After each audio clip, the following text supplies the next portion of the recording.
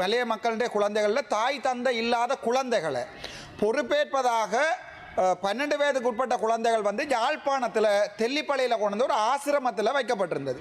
அந்த ஆசிரமத்தில் வைக்கப்பட்டிருந்த இடத்துல அவர்களுடைய பாத்ரூமுக்கு, அவர்களுடைய குளிக்கும் அறைக்கு வந்து கேமரா செட் பண்ணப்பட்டிருந்தது. அது தொடர்பாக ஒரு வழக்கு தொடரப்பட்டு அதில் நான் நினைக்கிறேன் எங்களுடைய குமாரவடிவேல் குருபரன் போன்ற இனத்துக்கு ஒவ்வாத சில லோயர்ஸுடைய வேலை காரணமாக அந்த வழக்கு நீர்த்து போக செய்யப்பட்டது. இதன் ஆழம் எப்படி என்றால், ஒரு குழந்தை பிள்ளைகளுடைய பாத்ரூமுக்கு டாய்லெட்டுக்கு கேமரா பூட்டுற அளவுக்கு வந்து அந்த குழந்தைகள் பாதிக்கப்பட்டிருந்தவர்கள் தயவுசெய்து கணக்கில் எடுக்கும். அது மட்டுமல்ல, வடக்கு மாகாணத்தில் போரால பாதிக்கப்பட்ட இந்த விடயங்கள் நீங்கள் சொல்லியிருக்கிறது லயங்களுக்கும் அதே நேரத்தில் குடியிருப்புகளுக்கு மட்டும்தான் சொல்லியிருக்கிறீங்க. ஆனால் வடக்கு மாகாணத்தில் போரால பாதிக்கப்பட்ட அம்மா அப்பா இல்லாத குழந்தைகள் எண்ணுக்கணக்காக இருக்கிறார்கள். வடக்கு மாகாணத்தில் இதுவரைக்கும் இருக்கிற குழந்தைகள் பராமரிக்கின்ற நிலையங்கள் தொடர்பான ஒரு கருத்து கணிப்பு கூட அரசாங்கம் இன்று வரைக்கும் எடுக்கல. நாங்கள் போய் பார்க்கிற நேரங்களில் SOS இருக்கிறது. ராமநாதன் அர்ஜுன மந்திரித்துமா கரு மந்திரித்துமா வினாடி 7ක කාලයක් තියෙනවා. மிகவும் நன்றி. சபாநாயகர் கதிரையில் இருக்கின்ற பாராளுமன்ற உறுப்பினர்களே, இன்றைய தினம் எங்களுடைய கௌரவ சமன்மலை குணசிங்க அவர்களால் கொண்டு வரப்பட்ட இந்த பிரேரணையை வந்து எதிர்க்கட்சி ஆளுங்கட்சி என்ற கருத்துக்களில் இருந்து நான் மிகவும் ஆழமாக ஆமோதிக்கிறேன். அதுக்குரிய காரணம் என்னவென்றால், மலையகத்தில் நான் கிட்டத்தட்ட 5 வருடங்கள் வைத்தியராக 7 வருடங்களும் ஒரு பாடசாலை டீச்சராக 5 வருடம் ஹட்டனில், நோவூட்டில், டிகோயாவில் 5 வருடங்கள் நான் படிப்பித்திருக்கிறேன். அந்த விதத்தில் அங்கே அந்த வாழ்கிற மக்களுடைய வாழ்க்கை தரம், அவர்களுடைய நிலைமை தொடர்பாக நன்றாக எனக்கு தெரியும். அதில் எங்களுடைய சமான்மலி குணசேகர் அவர்களுக்கு ஒரு முக்கியமான விடயம் நான் சொல்கிறேன் என்றால், இந்த மலையக மக்களில் இருக்கிற குழந்தைகள் வந்து 2 விதமான பிரச்சனைகளை எதிர்நோக்கிறால். ஒன்று மந்த போசனை, 2வது வந்து இந்த அவர்களுடைய கல்வி தொடர்பான பிரச்சனை, 3வது இந்த பாதுகாப்பு பிரச்சனை. மலைய மக்களுடைய குழந்தைகளில் தாய் தந்தை இல்லாத குழந்தைகளை பொறுப்பேற்பதாக 12 வயதுக்கு உட்பட்ட குழந்தைகள் வந்து யாழ்ப்பாணத்தில் தெல்லிப்பளையில் கொண்டு வந்து ஒரு ஆசிரமத்தில் வைக்கப்பட்டிருந்தது.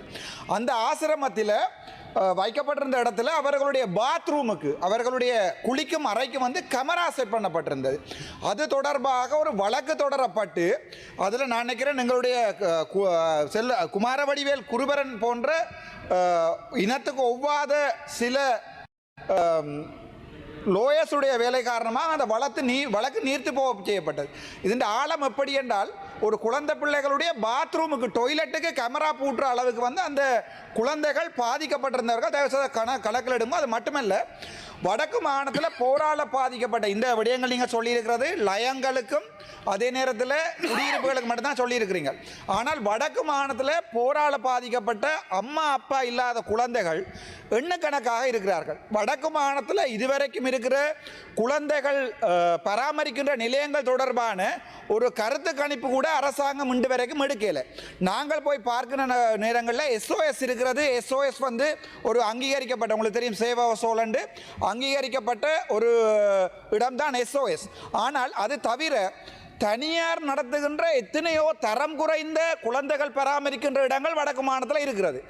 ஸோ அதை அரசாங்கம் ஒரு கணக்கொன்றை எடுத்து அந்த பிள்ளைகளுடைய தகவல்களை எடுத்து அரசாங்கத்தில் கொண்டு வரணும். எங்களுடைய கௌரவ குழந்தைகளுக்கு சம்பந்தமான அமைச்சர் சாவித்ரி போல்ராஜிட்டையும் நான் நேரடியாக கேட்டிருந்தேன். 2வது விடயம், இந்த குழந்தைகள் தொடர்பான விஷயத்தில் சாதாரணமாக வெளிநாட்டில் ஒரு குழந்தை வந்து துன்புறுத்தப்பட்ட அவர்களுடைய ஹாட்லைனுக்கு கால் பண்ணுகின்ற போது போலீசார் நேர வருகிறார்கள். சைல்ட் சர்வீஸ் ஆபீசர்ஸ் இருப்பார்கள். அவர்களுக்கு போலீசாரை விட அதிக தராதரங்கள் இருக்கும். அவர்கள் நேரடியாக போய் இன்டர்வென்ஷன் செய்யலாம். ஆனால் இலங்கையை பொறுத்த வரைக்கும் ஒரு உதாரணத்துக்கு ஒரு டெவலப்மெண்ட் ஆஃபீஸரோ அல்லது வந்து ஒரு கம்ப்ளைண்ட் வந்தால் போய் ஒரு குடும்பத்தில் ஒரு குழந்தையை பாரம் எடுக்க இயலாது. ஆகவே அரசாங்கம், நான் நினைக்கிறேன், இந்த விடயத்தில் அதிகம் கவனம் செலுத்தணும். அம்மணி, இன்னொரு விடயத்தையும் சொல்லுறேன், சரியா கவலைப்படுங்க. நீங்கள் ஒரு அம்மா நினைக்கிறேன், நான் சரியா கவலைப்படுவீங்கன்னு நினைக்கிறேன். முல்லைத்தீவில் வந்து மாஞ்சோலை வைத்தியசாலையில் ஒரு 2 வீக்ஸ் 2 கிழமைக்கு முன்னம் குகணேசன் டினோஜான்கிற பிள்ளை, 12 வயசு பிள்ளை, நான் ஒரு வைத்தியர் அதால தான் சொல்றேன், 12 வயசு பிள்ளை உணவு ஒவ்வாமைக்கு அட்மிட் பண்ணப்பட்டு அங்கே அட்ரினலின் டைல்யூட் பண்ணாம அட்ரினலின் அடிச்சு அந்த குழந்தை இறந்து போயிருக்கிறது. எங்களுடைய சுகாதார அமைச்சர் இன்ற வரைக்கும் அது தொடர்பான இந்த விசாரணையும் செய்யல. ஜோதிச்சு பாருங்க, தெற்கிலையோ அல்லது சிங்கள மக்கள் வாழுகின்ற பிரதேசத்துல ஒரு 12 வயது பிள்ளைக்கு அட்ரினலின் அடிச்சு அந்த பிள்ளை செத்து போயிட்டேன்டா. உதாரணத்துக்கு ஒரு அஸ்மா வந்தால் சல்பியூட்டமோல் நெபுலைஸ் பண்ணணும், ஹைட்ரோகோட்டிசோம் கொடுக்கணும், எதுவுமே இல்லை. அட்ரினலின் அடிச்சு பிள்ளை செத்துட்டது. உறவினர்கள் எல்லாம் வைத்தியசாலைக்கு வெளியால இருந்து போராடுகிறார்கள். ஆனால் அது வெளியே தெரிய வரவில்லை. ஏனென்றால் வடக்கு கிழக்கு மாகாணம், எனக்கு தெரியல, உங்களுடைய மனச்சாட்சி ஒன்று இருந்தால் வடக்கு கிழக்கு மாகாணத்தை இதில் நீங்க சேர்த்திருக்கலாம். இந்த பிரேரணை நான் ஒரு எதிர்கட்சி, நான் நினைச்சால் இந்த பிரேரணையை எதிர்த்து தான் கதைக்க வேணும். ஆனால் உங்களுடைய நல்ல பிரேரணை என்றால நான் உங்களுக்கு இதை ஆமோதித்து கதைக்கிறேன். ஏனென்றால் வடக்கு கிழக்கையும் சற்று பாருங்க, போரால பாதிக்கப்பட்ட எத்தனையோ குழந்தைகள் இருக்கிறார்கள், அம்மா அப்பா இல்லாத எத்தனையோ குழந்தைகள் இருக்கிறார்கள், எத்தனையோ குழந்தை அநாத இல்லங்கள் இருக்கிறது. அவர்களுக்கு பணம் சேர்க்கிறோம் என்று வெளிநாட்டில் இருக்கிற டயஸ்போராக்கள் சில பாராளுமன்ற உறுப்பினர்கள் உட்பட, முக்கியமாக ஸ்ரீதரன் போன்றவர்கள் வெளிநாட்டிலிருந்து பணம் கொள்ளையாக வேண்டுகிறார்கள் அந்த குழந்தைகளை பராமரிக்கிற மாட்டேன். கடைசி நேரத்தில் விடுதலை புலிகளால கடைசி நேரத்தில் வைத்திருக்கப்பட்ட குழந்தைகள் இடம்பெயர்ந்து இப்போது அவர்கள் வளர்ந்து கல்யாணம் கட்டி இருக்கிறார்கள். ஆனால் இருக்கிறதுக்கு வீடு இல்லை, அம்மா இல்லை, அப்பா இல்லை, இருக்கிறதுக்கு வீடும் இல்லை. ஆகவே இந்த பிரேரணையில நீங்கள் வடக்கு மாகாணத்தையும் அல்லது போரால பாதிக்கப்பட்ட அந்த குழந்தைகளையும் சேர்த்திருந்தீங்கன்னா சந்தோஷப்பட்டிருப்போம். ஒரு விடயம். அடுத்தது இன்னொரு விடயம் சொல்றேன் என்றால், இந்த குழந்தைகள் என்றது எங்களுடைய எதிர்காலம். எனக்கும் குழந்தை ஒன்று இருக்கிறது. இந்த குழந்தைகள் என்றது எங்களுடைய எதிர்காலம். அவர்களுடைய படிப்பு விஷயத்துல நாங்கள் தலைகிறத நாங்களோட எதிர்த்து தான் கதைக்கணும். என்றால் 6ஆம் ஆண்டு பிள்ளைகளுடைய பாட புத்தகத்துல நாங்கள் சேர்க்கப்படும் இந்த பாராளுமன்றத்துக்கு முதலாக இந்த சமலிங்க சம்பந்தமான விடயத்தை கொண்டு வந்தது நான். ஒரு பால் புணர்ச்சி தொடர்பான விடயத்தை இந்த பாராளுமன்றத்தில் முதலாக சமர்ப்பித்தது நான். ஆகவே அதன் பிறகு அப்போது யாருமே நம்பவில்லை, அப்போது விடயம் இருக்கின்றதை நம்பவில்லை. ஆனால் அந்த விடயத்தில் அது தவிர வடக்கு மாகாணத்து குழந்தைகளுடைய ஒரு காலத்திலே யாழ்ப்பாணம் வடக்கு மாகாணத்தில் இருக்கிற வைத்தியர்கள் கூட தெற்கில் வேலை செய்து பிரபல்யமான வைத்தியர்களாக இருந்தவர்கள். ஆனால் இப்போது வடக்கு மாகாணத்தில் இருந்தால் முழு கஞ்சா கபின் எல்லாமே வடக்கு மாகாணத்தில் இருந்தால் இந்தியா ஊடாக தெற்கு கொண்டு வரப்படுது. ஆகவே குழந்தைகளுடைய எதிர்காலம் என்று நீங்கள் பார்க்கல, அந்த விடயங்களை பார்க்கணும். ஆனால் இந்த குழந்தைகளுக்கு பராமரிப்பு நிலையம் கட்டுறதுல ஜேவிபி அரசாங்கம் இந்த விடயத்தை கொண்டு வதை நான் ஆமோதிக்கிறேன். ஏனென்றால் எங்க வடக்கு மாகாணத்தில் கூட உங்க இளங்குமரன் என்ற ஒரு குழந்தை ஒன்று இருக்கிறார்.